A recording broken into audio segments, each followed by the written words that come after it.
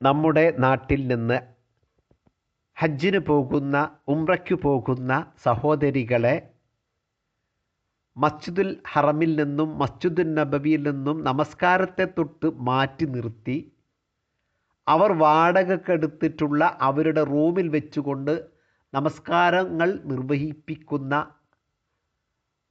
പണ്ഡിതന്മാരെ നമുക്ക് കാണാവുന്നതും അറിയാവുന്നതുമാണ്. അത്തരം പണ്ഡിതന്മാർ ഇത്തരം സഹോദരികളുടെ മുമ്പിൽ വെച്ചു കൊടുക്കുന്നത് നാം നേരത്തെ മനസ്സിലാക്കിയ ഉമ്മു ഹുമൈദി സാഇദിയ റളിയല്ലാഹു അൻഹയുടെ ഹദീസുമാണ്. ആ ഹദീസ് എന്താണെന്നാണ് നാം കഴിഞ്ഞ ക്ലാസ്സിൽ മനസ്സിലാക്കിയത്. നമുക്ക് ആ ഹദീസിനെ ഒന്നുകൂടി മനസ്സിലാക്കേണ്ടതുണ്ട്.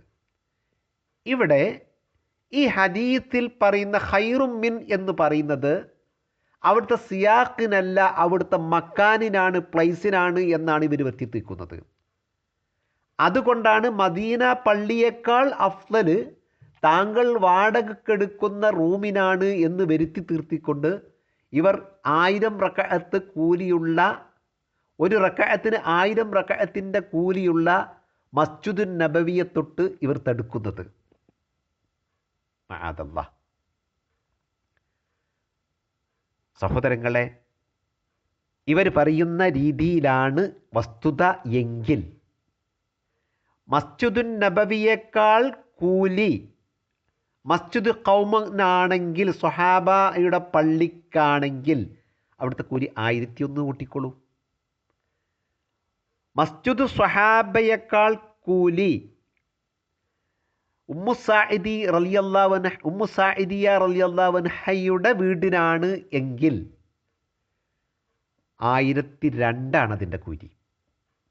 ഇവർ പറയുന്ന രീതിയിൽ ഉമ്മു സാഇദിയ റളിയല്ലാഹു അൻഹയുടെ പുറം ഭാഗത്തുള്ള ദാറിനേക്കാൾ ഖൈറ് ഹുജറത്തിനാണെങ്കിൽ അവിടെയുള്ള കൂലി 1003. അതിനേക്കാൾ കൂലി വീട്ടിൻ്റെ ബൈത്തിനാണ് എങ്കിൽ, ഇബ്നു അബ്ബാസ് റളിയല്ലാഹുവിൻ്റെ വാക്കെടുത്തുകൊണ്ട് പറയുകയാണെങ്കിൽ മിഹ്ദഇനാണ് എങ്കിൽ അവിടുത്തെ കൂലി 1004 എന്ന്. ഈ 1000ത്തേക്കാൾ കൂടുതൽ 1004 സ്ഥലമാണ് മിഹ്ദഇനുള്ളത് എങ്കിൽ ഉമ്മു സാഇദിയ റളിയല്ലാഹു അൻഹ എന്താണ് സഹോദര ചെയ്യേണ്ടത്? കാരണം ഈ ക്ലാസ് കൊടുക്കുന്നത് ഉമ്മു സാഇദിയക്കാണ്, ക്ലാസ് കേൾക്കുന്നത് ഉമ്മു സാഇദിയക്ക് ആണ്. ഈ ഉമ്മു സാഇദിയ മനസ്സിലാക്കിയത് എന്തായിരുന്നു? ഇവരെ മാതിരി അല്ല. ഉമ്മു സാഇദിയ റളിയല്ലാഹു അൻഹ അള്ളാഹുവിനെ മുട്ടുന്നത് വരെ ഒരു മസ്ജിദ് ഉണ്ടാക്കി. നാം നേരത്തെ മനസ്സിലാക്കിയല്ലോ, ഈ ഹദീസിൽ 3 മസ്ജിദാണ് പറഞ്ഞിട്ടുള്ളത്.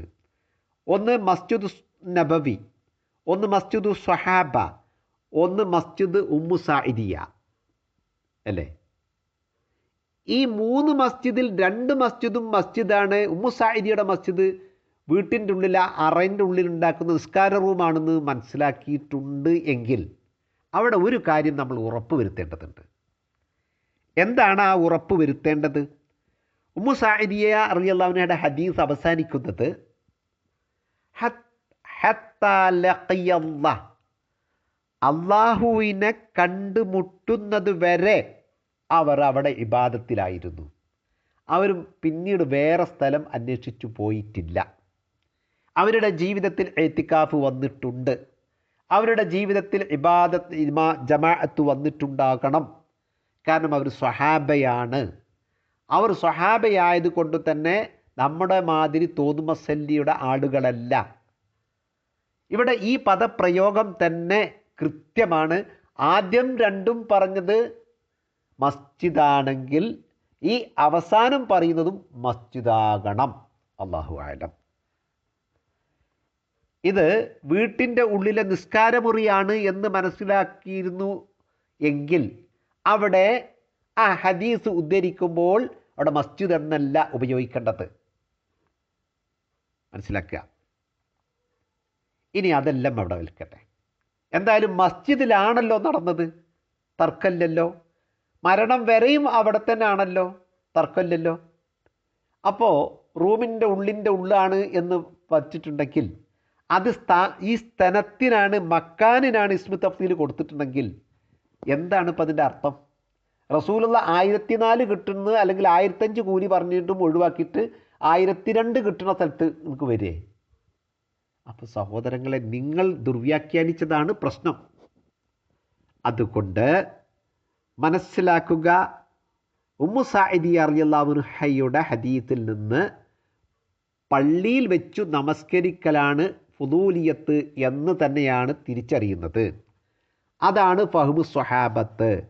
അവിടെ പറയുന്നത് ഇസ്മു തഫ്ദീൽ മക്കാനിനല്ല, അവിടെ സിയാഖിനാണ് ഇസ്മു തഫ്ദീൽ പോയിട്ടുള്ളത്.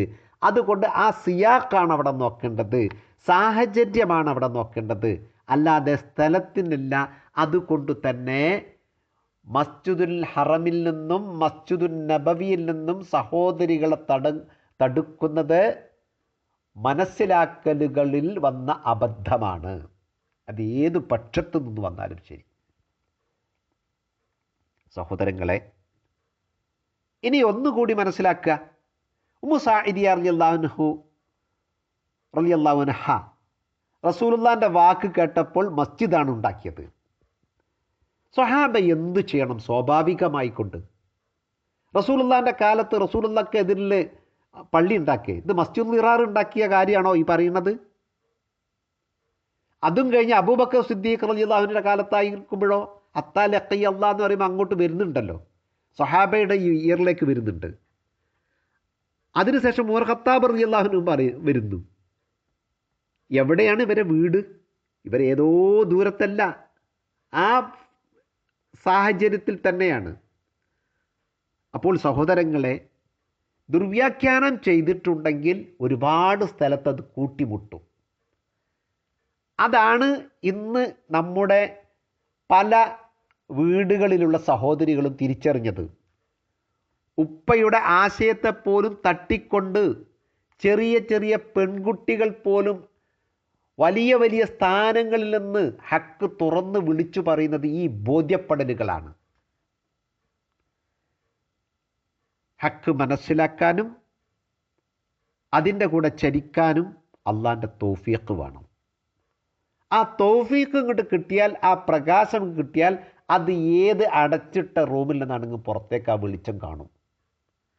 അതാണ് നമ്മുടെ പിഞ്ചു സഹോദരി, 16 വയസ്സുകാരിയായ സഹോദരി വിളിച്ചു പറഞ്ഞത്. ആ സഹോദരിയെ തിരുത്തിയ വാക്കില്ല, തിരുത്ത് എന്ന് പത്രത്തിൽ വന്നു എന്ന് മാത്രമാണല്ലോ. പത്രക്കാരോട് പറഞ്ഞാൽ നടക്കുമോ കാര്യങ്ങൾ? അത് മറ്റൊരു വിഷയമാണ്, നമ്മൾ അതിൽ ഇടപെടുന്നില്ല.